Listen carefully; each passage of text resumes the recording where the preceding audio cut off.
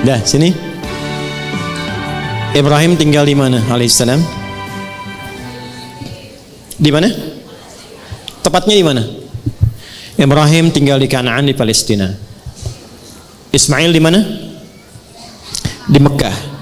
Perhatikan baik-baik, ini yang mau saya sampaikan. Nanti kisah ini direkam sempurna dalam Al-Quran, bahkan disurah dengan namanya surah Ibrahim. Perhatikan baik-baik. Sekalipun ayah itu berada di tempat yang jauh, ayah di Palestina, anak di Mekah, tapi tidak menghilangkan kesempatan ayah untuk memberikan perhatian kepada anak. Nabi Ibrahim itu nabi, rasul, seorang suami, seorang ayah. Beliau mencari nafkah, beliau berdakwah. Tapi setiap pertumbuhan Ismail itu selalu memastikan dan datang melihat Ismail tumbuh bagaimana. Ismail temannya siapa? Sampai mau nikah pun itu tahu dan memberikan arahan. Ini istri yang bagus begini, yang soleha begini. Apa yang terjadi? Ini yang mau saya katakan. Dengan perhatian orang tua yang begitu luar biasa, bahkan belum balik pun, itu anak merasakan dalamnya pekerjaan ayah. Saat Nabi Ibrahim diperintahkan oleh Allah tugas meninggikan bangunan Ka'bah, ditinggikan lagi karena di zaman Nabi Nuh itu hancur kena banjir. Saat mengambil batu, kakinya melangkah, kaki pertama yang menapak disebut makom namanya.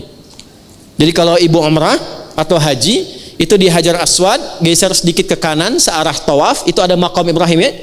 Nah, itulah tapak kaki Nabi Ibrahim pertama saat akan meninggikan bangunan Ka'bah. Lalu ketika membawa batu ingin meninggikan, anaknya melihat itu. Nah, yang tidak banyak orang tahu, anak beliau itu Sayyidina Ismail itu belum balik waktu itu. Ketika melihat ayahnya sedang bekerja, merasa pekerjaan ayahnya, maka anak itu bawa batu dari sisi yang lain. Batu yang dibawa kemudian disusun. Kalau bahasa kita, ayah aku boleh bantu enggak? Disusun-susun.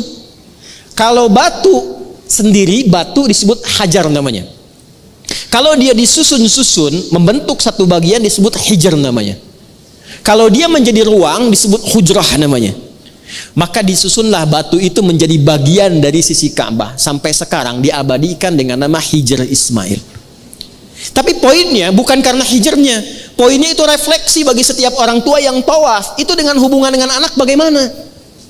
Jangan-jangan harta kumpul bagus, jabatan suami bagus, ibu enak, tapi dengan anak gak cocok. Gak pernah kenal, gak pernah salam, pergi cuek begitu saja. Apa? Jadi harta yang didapatkan selama ini untuk apa? Anda mencari harta keluar untuk yang di dalam. Anda dapat harta di luar tapi nggak dekat dengan yang di dalam. Lalu manfaatnya apa harta yang didapatkan itu? Dan hebatnya, saat mendapat tugas berat untuk menyembelih pun, itu anak langsung berdedikasi mengorbankan jiwanya. Pak, kalau perlu lakukan sekarang cepat, jangan ditunda. Orang tua yang begitu perhatian pada anak, Anda bukan hanya mendapatkan kasihnya, dia bahkan rela berkorban nyawanya untuk kebahagiaan kedua orang tuanya.